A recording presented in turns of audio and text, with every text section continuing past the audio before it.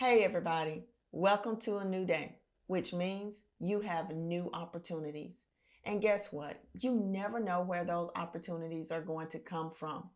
Today, I want to share with you an experience that I had that I never knew was around the corner.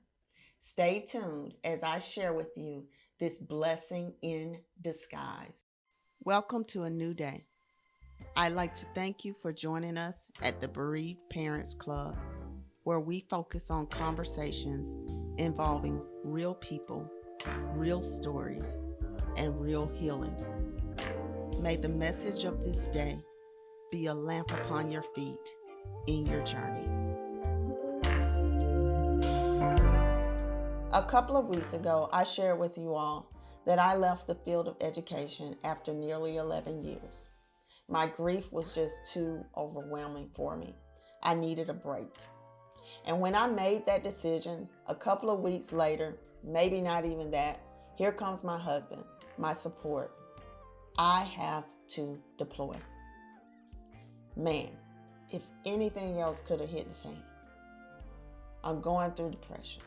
I'm feeling overwhelming emotions. I've just left my profession. I've always worked. What am I going to do now? I got a teenage son. How am I going to raise him? We're in a new area, somewhere we're not familiar with at all. We don't know anybody here, and our closest relatives are like 7 hours away. What in the world am I going to do without my main support system? Man, y'all, that was a biggie. The first thing that I did was sign myself up for counseling.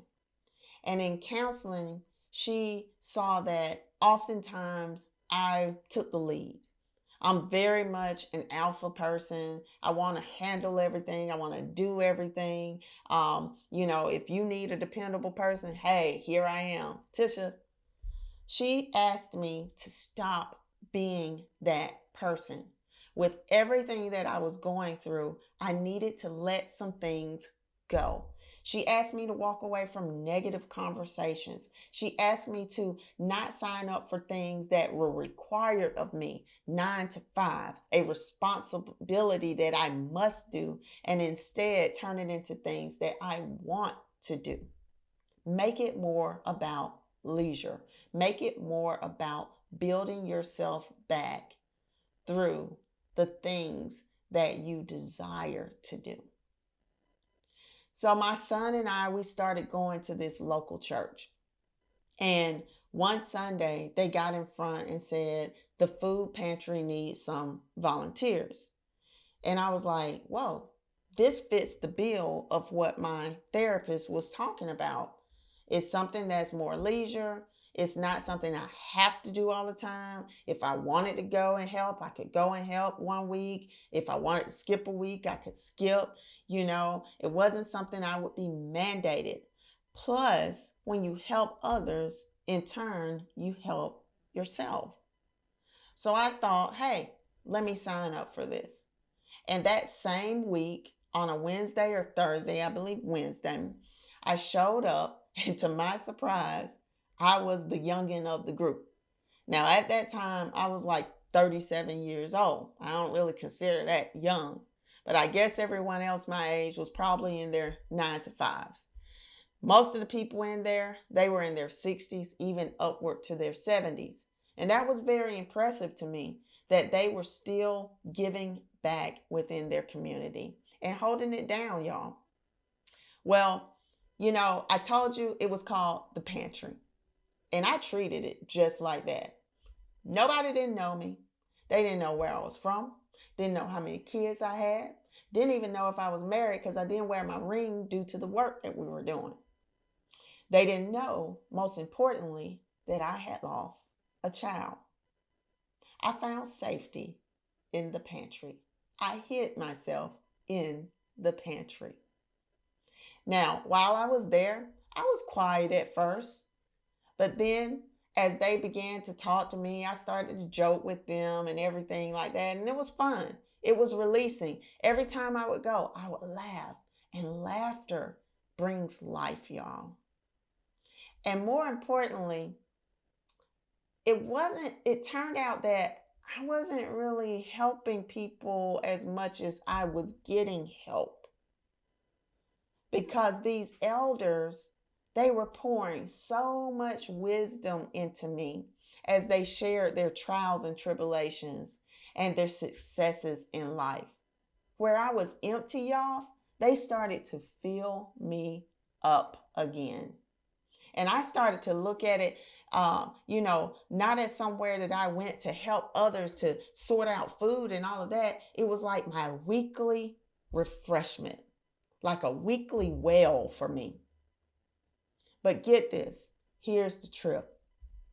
I still can't believe it to this day for myself. Remember, I walked in there unknown.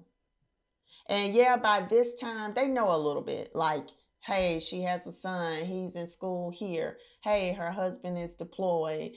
She used to be an educator. Like little surface level stuff, but still not the deep rooted thing, the thing I was trying to hide. I lost my child. And it wasn't that I was trying to hide it, y'all. I just needed a space where I could get away from the loss. That's what it provided for me. So anyway, here we are. They know surface level things about me. And one day I'm standing right next to the lady who organizes and runs it all. And we had become very close with one another. I was like her right hand. At one point, after all of this, when I go visit, I would stay at her house, right? Some kind of way it came out that she had lost her daughter. And guys, I can't tell you, I wish I could see the look on my own face when that came out that particular day. And I didn't share with her. I didn't say, hey, I lost my daughter too. I was still hiding myself. I just listened. And just seeing her, man, that just did something for me. It showed me that you can lose your child and still live. You can lose your child and still give back. You can lose your child and still have purpose. I saw all those things just by looking at her. And I looked at her for a long while before I even got the guts to tell her, before I stepped out of that pantry. And guys, when I did, I just felt like, I don't even know if we hugged, but I felt a hug. I felt an embrace. I felt like, you can do this. And that's what that pantry did for me. I looked up the word pantry before I came on here. And of course, we know it's somewhere that you store things until you're ready to prepare them. That's how I felt. I felt like I was in a storehouse, getting prepared to be released again. And they gave me my first footing in the healing process. But not only is the word pantry, if you look beyond just the surface meaning, it goes back to an old French word, and it means pain. This pantry, y'all, was a place where I came in pain and I left out in victory.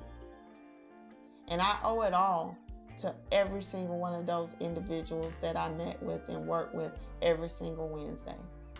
I owe it all to the people that I was able to hand out food to and they left with a smile.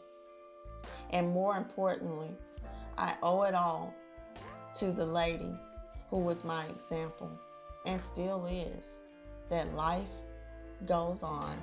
You will and you can be happy again, and you will have purpose.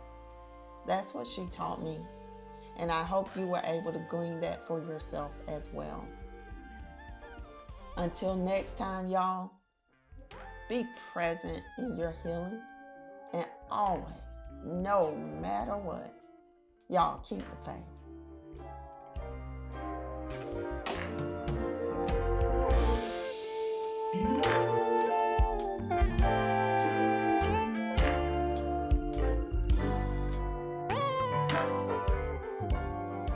Did you know you can get your very own BPC gear? Simply go to bereaved-parents-club-gear.myspreadshop.com, where we have something for everyone.